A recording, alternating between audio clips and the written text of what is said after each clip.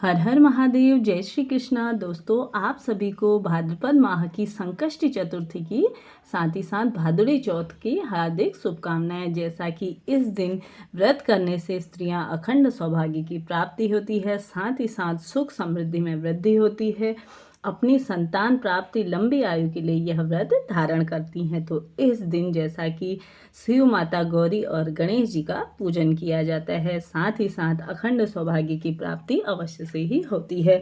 तो इस दिन सुनी गई व्रत कथाओं से आप सभी को तत्काल ही फलों की प्राप्ति होती है। तो शुरू करते हैं आज संकष्टी चतुर्थी व्रत की कथा, जिसके कि श्रवण मात्र से ही आपके घर में रिद्धि सिद्धि का वास होगा। साथ ही साथ गणपति महाराज आपके घर में सदा सर्वदा ही सौभाग्य और सुख समृद्धि बनाए रहें। तो शुरू करते हैं। सबसे पहले एक समय की बात है, भगवान विष्णु और माता लक्ष्मी के विवाह की तैयारी चल रही थी। इसमें सभी देवी देवताओं को आमंत्रित किया गया, लेकिन विघ्नहर्ता जो गणेश जी हैं उन्हें निमंत्रण नहीं भेजा गया। सभी देवता अपनी पत्नियों के साथ विवाह में आए, लेकिन गणेश जी की उपस्थिति नहीं थी। ऐसा देखकर देवताओं ने भगवान विष्णु से इसका कारण पूछा। उन्होंने कहा कि भगवान शिव और माता पार्वती को निमंत्रण भेजा गया है।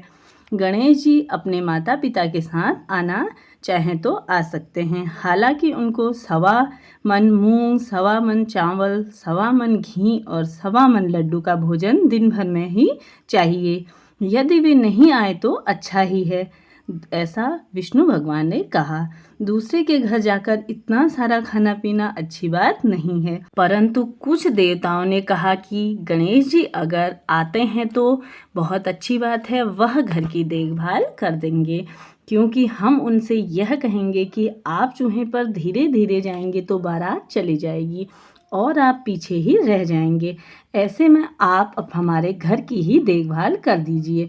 यह योजनाएं बनाई गई और विष्णु जी के निमंत्रण के अनुसार गणेश जी वहां उपस्थित हो गए। उनको घर की देखभाल की जिम्मेदारी दे दी गई। बारात घर से निकल गई और गणेश जी दरवाजे पर ही बैठे रह गए।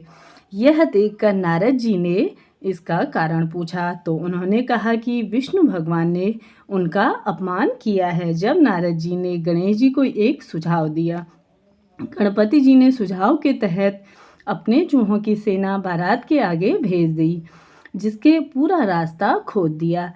इसके फलस्वरूप देवताओं ने रथों के पहिए हिलने लगे और वह रास्ते में ही फंस गए। बारात आगे नहीं जा पा रही थी। किसी के समझ में नहीं आ रहा था कि यह क्या हो रहा है। तब नारद जी ने गणेश जी को बुलाने का उपाय दिया ताकि देवताओं के विघ्न दूर हो जाएं। भगवान शिव ने के आदेश पर नंदी और गजानन को लेकर आए देवताओं ने गणेश जी का पूजन किया। तब जाकर रथ के पहिए गड्ढों से निकलकर, रथों के पहिए गड्ढों से तो निकल गए, पर वह कई तरह से टूट चुके थे। उस समय पास में ही एक लोहार काम कर रहा था, उसे बुलाया गया। उसने अपना काम शुरू करने के से पहले गणेश जी का मन ही मन में स्मरण किया और देखते ही देखते सभी रथों के पहियों को ठीक कर दिया। उसने देवताओं से कहा कि लगता है कि आप सभी ने शुभ कार्य प्रारंभ करने से पहले विघ्नहर्ता गणेश जी की पूजा नहीं की है, तभी ऐसा संकट आपके जीवन में आया है। आप सभी गणेश जी का ध्यान करते हुए आगे बढ़िए और आपके सारे काम पूर्ण हो जाएंगे। देवताओं ने गणेश जी की जय जयकार करी और बारात अपने घर सकुशल पहुंच गई। भगवान विष्णु और माता लक्ष्मी जी का विवाह संपन्न हो गया। बोलो गंग गणपते नमो नमः। यह थी पहली कथा। दूसरा अध्याय शुरू करते हैं। एक दिन माता पार्वती नदी के किनारे भगवान शिव के साथ बैठी थी।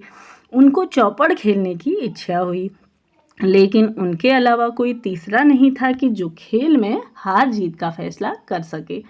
ऐसे में माता पार्वती ने शिव जी से एक मिट्टी की मूर्ति में जान फूंक दी और उसे निर्णायक की भूमिका दे दी।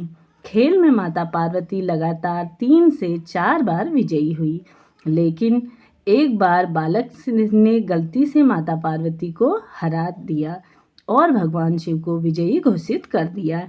इस पर माता पार्वती जी को अत्यधिक क्रोध आ गया। क्रोधित पार्वती जी ने उसे बालक को लंगड़ा बना दिया उसने माता से माफ़ी मांगी, लेकिन उन्होंने कहा कि मैं श्राप अब वापस नहीं ले सकती, पर एक उपाय है। संकष्टी के दिन यहाँ पर कुछ कन्याएं पूजन के लिए आती हैं। उनसे व्रत और पूजा की विधि पूछना। तुम भी वैसे ही व्रत करो और पूजा करना। माता पार्वती के कहे अनुसार उसने ऐसा ही किया। उसकी पूजा से संपन्न और प्रसन्न होकर के भगवान गणेश जी उसके संकटों को दूर कर देते हैं। यह थी गणेश जी की संकष्टी चतुर्थी की कथा।